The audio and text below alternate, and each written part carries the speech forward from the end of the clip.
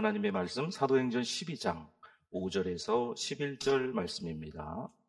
하나님의 말씀 사도행전 12장 5절에서 11절 말씀 5절을 먼저 제가 봉독해 드립니다. 이에 베드로는 옥에 갇혔고 교회는 그를 위하여 간절히 하나님께 기도하더라.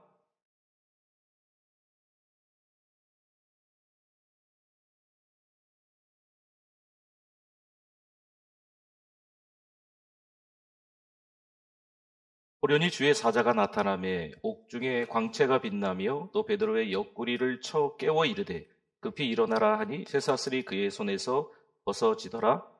천사가 이르되 띠를 띠고 신을 신으라 하거늘 베드로가 그대로 하니 천사가 또 이르되 겉옷을 입고 따라오라 하니 베드로가 나와서 따라갈새 천사가 하는 것이 생시인 줄 알지 못하고 환상을 보든가 하니라.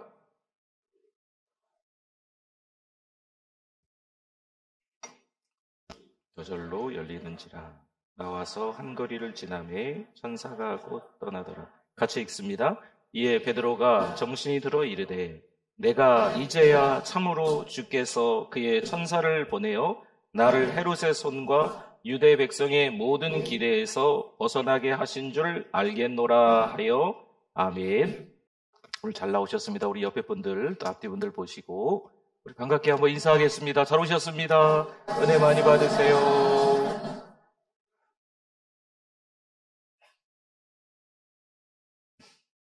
우리 교회에서 전주역까지 가는 거리가 한 1km 조금 넘습니다. 어떻게 가면 좋을까요? 걸어서 갈 수도 있겠죠. 또 조깅하는 것처럼 갈 수도 있을 겁니다. 또 100m 달리기 하는 것처럼 전력질주로 달리며 갈 수도 있겠죠. 그런데 전주역까지 가는 길에 적어도 신호등 2개 이상은 좀 지나가야 합니다. 마치 우리의 인생의 여정들 가운데 때로는 우리의 계획과 우리의 생각대로 잘 될 것 같아 보이지만 우리의 인생 속에서 갑자기 출몰하는 게 등장합니다. 힘들고 어려운 일상에 우리를 좌절하게 만드는 것들이 찾아온다는 거지요. 그 신호등 한 개만 지나면 될 것 같은데 이 신호등이 큰 사거리에서 도대체 얼마나 기다려야 되는지, 또 어느 때는 그 신호등이 고장날 때도 있거든요. 우리 인생 호락호락하지 않잖아요. 그래서 그 인생의 너무 힘든 시간들을 위기라고 말하는 것 같아요. 2024년 한 해를 돌이켜볼 때 어떤 위기가 있으셨습니까? 아니면 지금까지 인생을 쭉 돌아보시면 언제 어떤 위기가 나를 그렇게 힘들게 하셨습니까?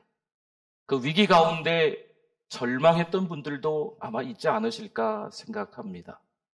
그러나 에베네셀의 하나님께서, 지금까지 도와주신 하나님께서 우리를 여기까지 인도하신 줄 믿습니다.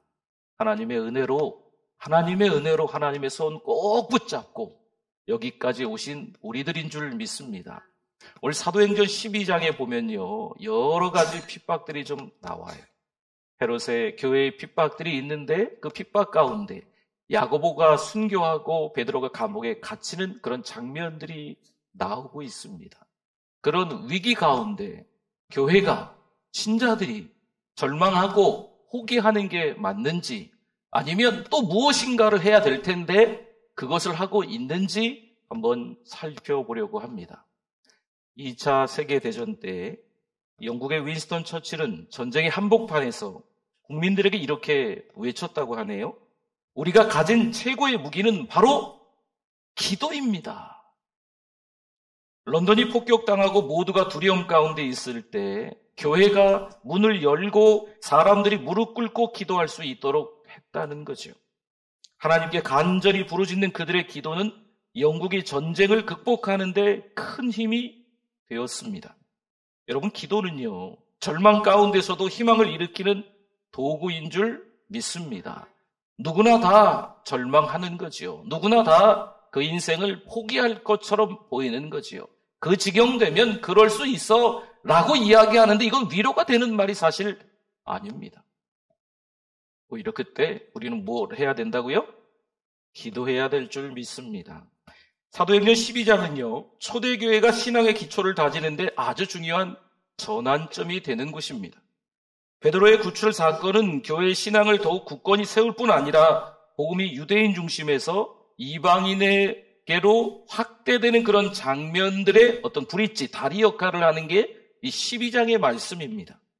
이 흐름은 사도행전 13장에서 본격적인 이방 선교로 확대져 나가는 거죠. 그래서 안디옥 교회가 세계 선교의 선교 거점이 되어가는 겁니다. 여러분 혹시 지금 어떤 어려움에 속해 있습니까?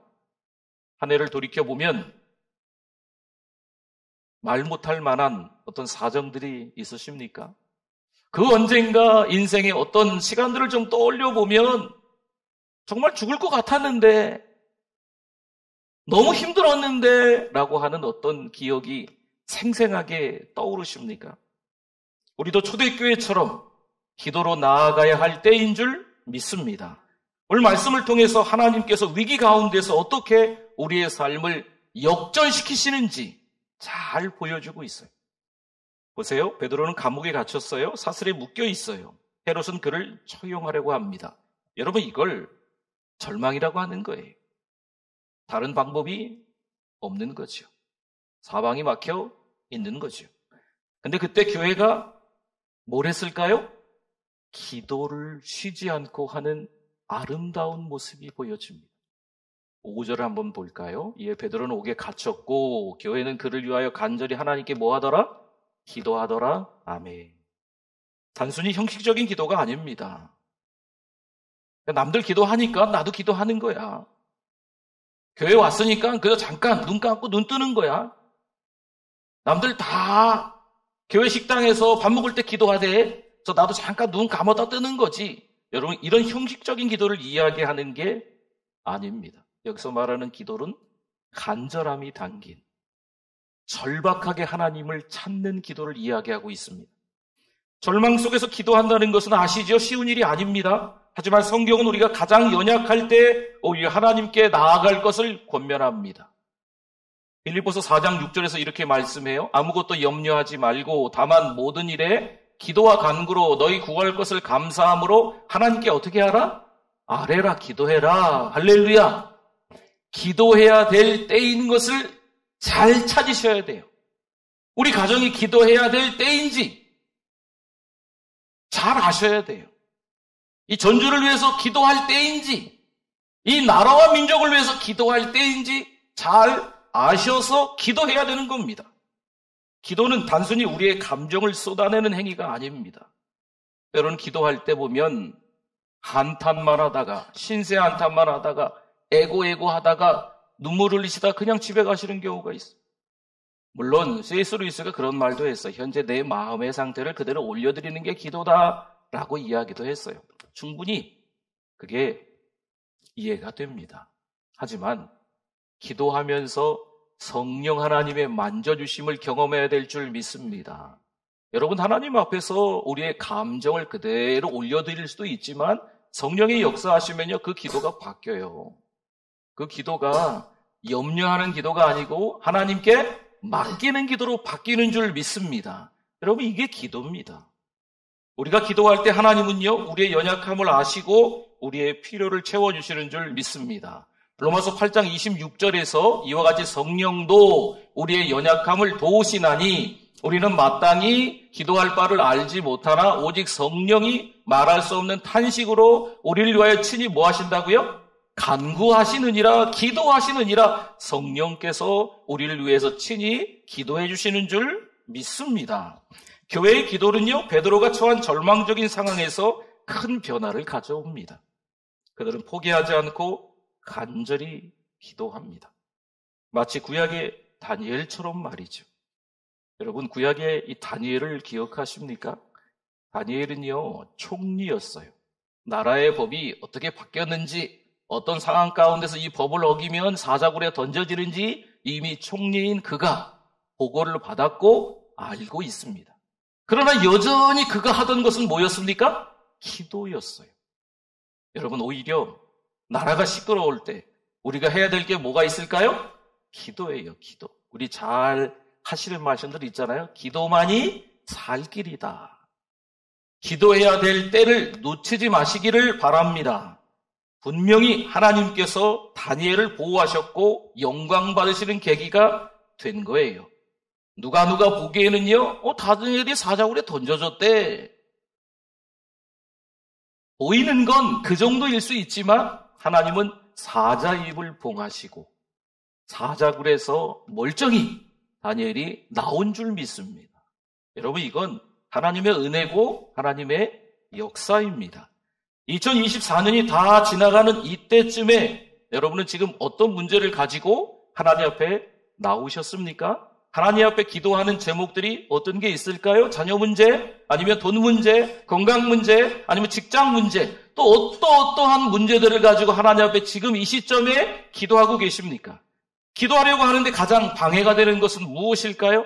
내가 하나님께 매달려서 기도하려고 하는데 기도 못하게 내 발목을 붙잡는 거죠. 내 목덜미를 붙잡는 거죠. 내가 기도하지 못하게끔 내 앞을 가로막는 거예요. 그렇다면 그것을 극복하기 위해 어떻게 해야 할까요? 근데 여러분, 절망적인 상황 속에서도 하나님께 나아가는 믿음의 기도가 필요한 줄 믿습니다. 누가 봐도 이건 기도할 수가 없어. 조그만한 어려운 일이야. 그래도 힘내서 교회 가서 기도하지. 이 지경까지 됐는데 어떻게 기도해?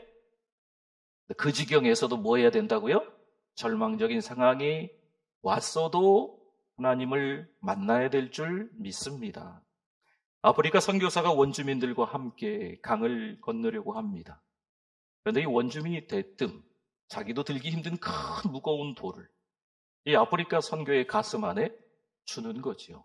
그 돌 가지고 건너라는 것 같아요. 여러분, 이해가 됩니까? 물살이 센 그 강을 건너는데 나 혼자의 몸으로 가는 것도 만만치 않을 것 같은데 이 무거운 돌까지 가지고 건너라고 하는 거죠. 이 선교사는 원주민의 말을 듣고 그 강을 건너기 시작합니다. 강 중간쯤에 왔을 때 아하, 그가 깨달았어요. 물살은 너무나 빠른데 오히려 이 무거운 돌 때문에 이 선교사는 물살에 휩쓸리지 않는 거죠. 그래서 안전하게 그 강을 건넜다는 이야기예요. 때로는 우리의 삶 속에서 무거운 돌이 있습니다.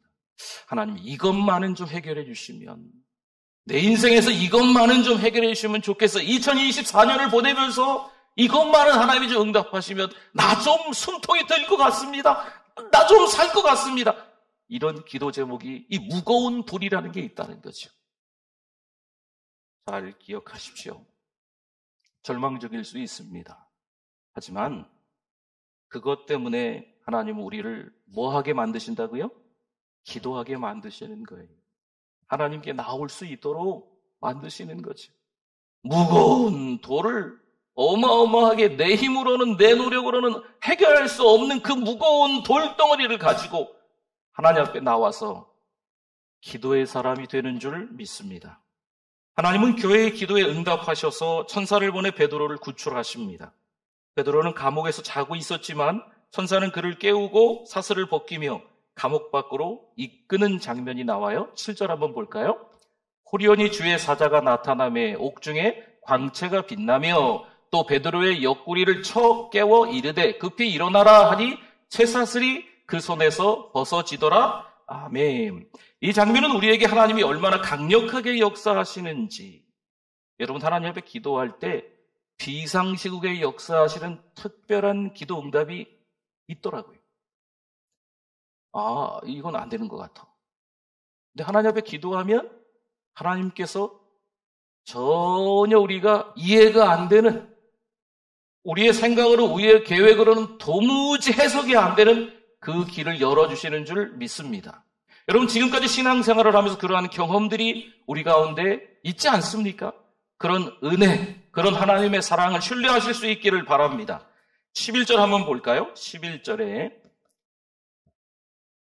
베드로가 이 일을 직접 경험하면서 이렇게 고백해요. 이에 베드로가 정신이 들어 이르되 내가 이제야 참으로 주께서 그의 천사를 보내어 나를 헤롯의 손과 유대 백성의 모든 기대에서 벗어나게 하신 줄 알겠노라 하여 아멘.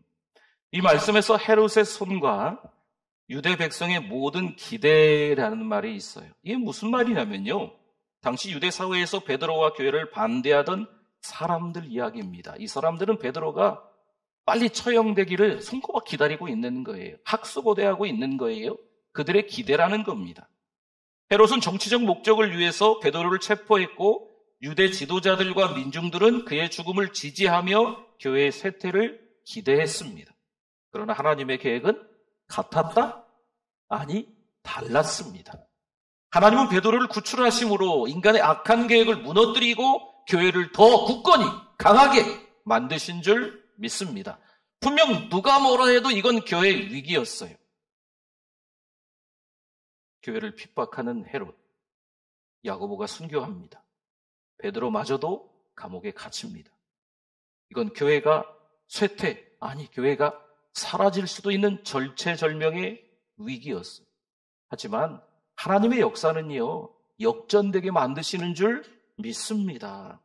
이 사건은 하나님의 주권을 분명히 보여주는 거예요. 하나님은요, 인간의 계획과 기대를 뛰어넘어 자신의 뜻을 이루시는 분인 줄 믿습니다. 분명히 절망적인 상황이 맞습니다. 하지만 그 절망을 뭐로 바꾸세요? 소망으로 바꾸시는 거죠. 위기를 뭐로 바꾸세요?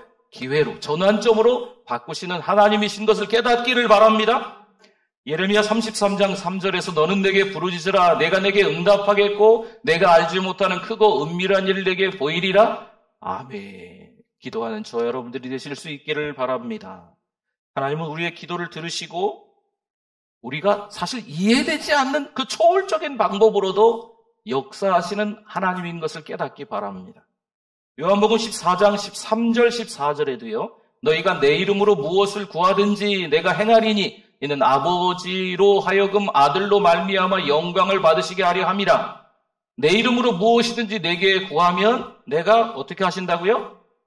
응답해 주시겠다. 내가 행해 주겠다. 우리의 생각 말고 하나님의 생각, 우리의 계획 말고 하나님의 계획, 우리의 힘과 노력 말고 하나님의 뜻을 이루신다는 말씀인 줄 믿습니다. 여러분, 하나님께서 여러분의 기도에 응답하신 적이 있으시잖아요? 우리 하나님 앞에 기도했는데, 무릎 꿇고 기도했는데, 작정하며 기도했는데, 금식하며 기도했는데, 특별히 하나님 앞에 어떤 날을 정해서 기도했는데 하나님이 응답하신 일이 있지 않습니까?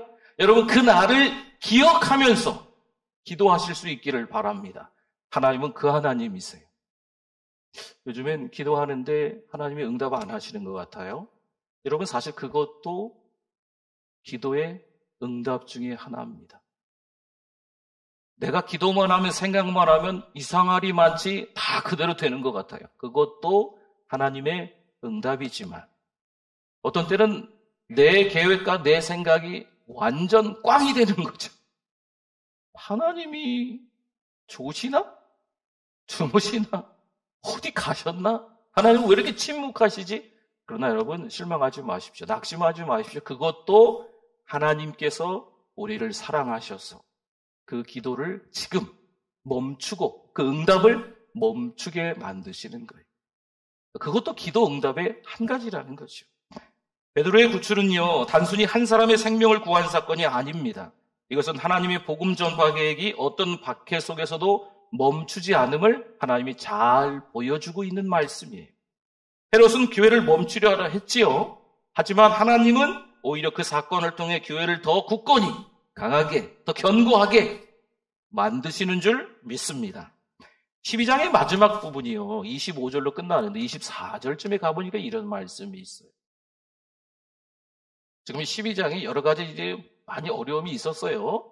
그런데 하나님이 역사하셔서 베드로가 구출됐죠. 그러니까 12장 24절에 하나님의 말씀은 흥왕하여 더하더라. 아멘. 여러분, 이게 하나님의 방법입니다.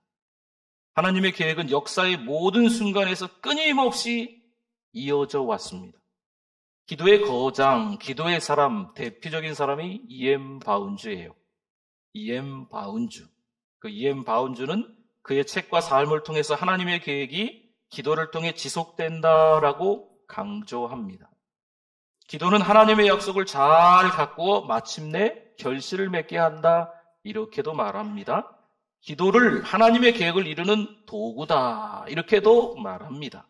또한 기도는 우리의 한계를 넘어 하나님의 뜻을 이루는 열쇠다. 이렇게 이엔 바운주가 가르치기도 했습니다. 그의 삶은 물론 위기가 있었지만 하나님 앞에 기도로 나아갔을 때 하나님의 계획이 결코 멈추지 않는다는 사실을 삶에서 증명한 기도의 거장 이엔 바운주였다는 거죠. 이와 같이 베드로의 사역은요, 예루살렘 교회를 굳건히 세우는 데 중요한 역할을 했습니다.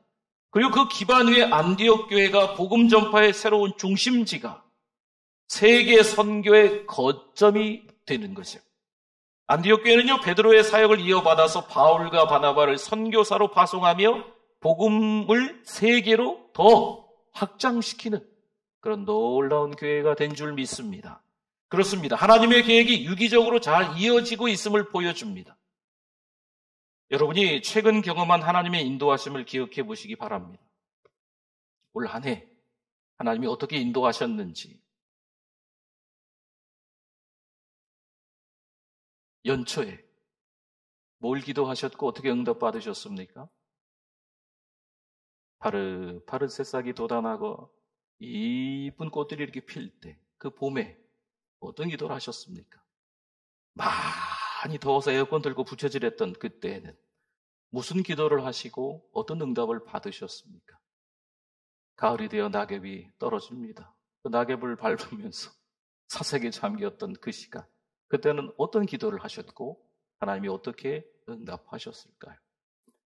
지금 2024년이 글쎄요, 정말 보름 정도밖에 남지 않았는데 어떤 기도를 우리는 하고 있으며 응답받고 있습니까? 그분의 계획이 여전히 진행 중임을 느꼈던 순간은 언제셨습니까? 물론 지금의 상황이 절망적일 수도 있습니다. 죄송합니다, 이런 표현을 써서. 지금의 상황이 끔찍할 수도 있습니다. 그렇지만 하나님의 계획은 결코 멈춘다? 멈추지 않습니다. 하나님의 일은 박해를 넘어 계속됩니다. 끔찍할 수 있지만, 절망적일 수 있지만, 가슴앓이를 하고 있는 시간일 수도 있지만 하나님은 그 마음을 아십니다.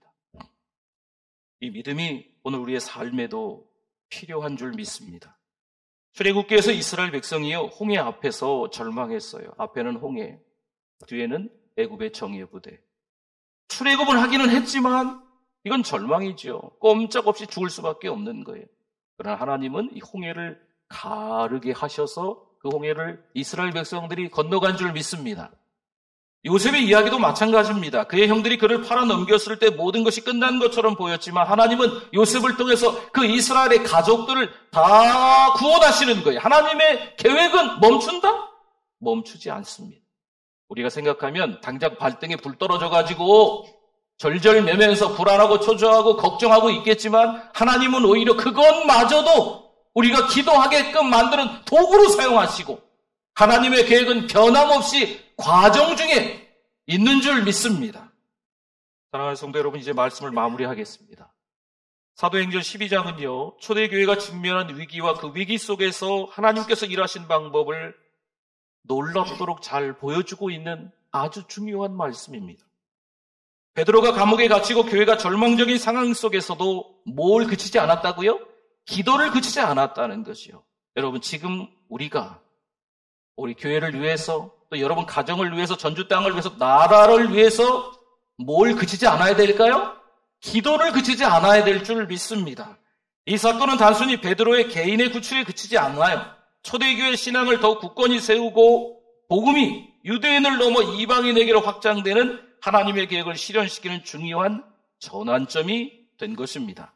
하나님은요, 기도를 통해 일하시며 우리의 삶에도 동일하게 역사하시는 줄 믿습니다. 느헤미야가 예루살렘 성벽을 재건하는 사명을 하나님께로부터 받습니다. 하지만 느헤미야를 방해하는 세력들이 좀 있었어요. 아시는 것처럼 산발락과 도비야, 게셈의 방해죠. 이들이 얼마나 비난을 하는지 느헤미야가 포기할 수밖에 없는 상황에 이르는 거죠. 그러나 그 절망적인 상황 가운데서도 하나님께 기도하며 흔들리지 않고 이 느헤미야가 담대히 선언하는 말씀을 한번 볼까요? 2장 20절 말씀에 노란 부분만 제가 읽어볼게요. 하늘의 하나님이 우리를 형통하게 하시리니 그의 종들인 우리가 일어나 뭐 한다고요? 사명이죠, 사명. 방해가 있지만 우리가 일어나 건축하려니와 아멘. 결국 하나님의 계획대로 성벽은 완성이 됩니다. 여러분 지금 어떤 위기 속에 있습니까? 2024년 한 해가 다 지나가는데 혹시 해결되지 않는 문제로 인해서 낙담하고 계시지는 않습니까? 저에게 성도들처럼 절망 가운데서 간절히 하나님 앞에 기도하십시오. 하나님 우리의 기도를 들으시고 우리가 상상하지 못한 방법으로 응답해 주실 줄 믿습니다. 하나님의 계획은 결코 멈춘다? 멈추지 않습니다. 우리의 힘과 노력으로 되어지는 것이 아니고 하나님의 뜻이, 하나님의 방법이, 하나님의 계획이 멈추지 않고 진행되는 것을 믿으시기를 바랍니다. 마지막으로 여러분에게 묻겠습니다. 오늘 여러분의 삶에서 하나님께 간절히 올려야 할 기도는 무엇일까요? 지금 당장 내가 하나님 앞에 기도해야 될 제목이 무엇인지를 한번 생각해 보실 수 있기를 바랍니다. 하나님의 응답을 기대하며 믿음으로 나아갈 수 있는 결단을 하실 수 있기를 바랍니다. 기도는요, 단순히 종교적 행위가 아니에요. 누가 뭐 교회 와서 기도하니까 나도 기도해? 옆에서 기도하니까 같이 뭐 기도해? 아니에요. 기도는 그런 게 아니에요. 기도는 하나님께서 우리의 삶을 변화시키는 통로가 되는 줄 믿습니다. 아이고, 신음하면서 그냥 돌아가는 게, 기도하고 돌아가는 게 이 기도가 아니에요. 기도하면 누가 역사하신다고요? 성령 하나님이 역사하시는 거예요. 성령 하나님께서 만져주셔서 그 기도가 내 신세 한탄으로만 끝나는 것이 아니고 하나님께 다 내어 맡기는 기도가 되게끔 만드시는 줄 믿습니다. 절망 속에서 기도하십시오. 하나님의 응답을 기대하십시오. 그분의 계획에 동참하십시오. 여러분, 기도는 우리의 첫걸음입니다. 저 여러분이 여전히 지금 기도해야 될 때임을 아시고 기도로 우리의 삶이 어떻게 돼요? 역전되는 것을 기억하셔서 하나님께 간절함과 절박함으로 매달리시기를 축원합니다. 아멘. 우리 같이 기도하겠습니다. 우리 주여 한번 부르시고 기도합니다. 주여, 하나님 아버지, 기도하지 못했습니다. 하나님 아버지, 목사가 많이 기도하지 못했습니다. 하나님 용서하여 주시옵소서. EM바운드는 매일같이 3시간 이상 기도하고 말씀을 전한다고 하는데 하나님 아버지 용서하여 주시옵소서. 더 기도하게 하여 주시옵소서. 하나님과 동행하게 하여 주시옵소서. 우리 성도들도 절망적인 상황이 있을 수 있지만 하나님 바라보시게 하여 주시옵소서. 하나님 아버지, 은혜를 감사합니다. 하나님의 은혜와 사랑으로 하나님의 사람, 기도의 사람들 되게 해주심을 감사합니다. 오늘도 예배자로 달려 나오고 하나님 앞에 찬송으로 경배드리며 하나님 앞에 또 기도 올려드립니다. 절박하지만 기도가 답이기에 하나님 앞에 기도하오니 하나님께서 힘을 주시고 용기를 주시고 담대함을 주실 줄 믿습니다. 예수님의 이름으로 기도드립니다. 아멘.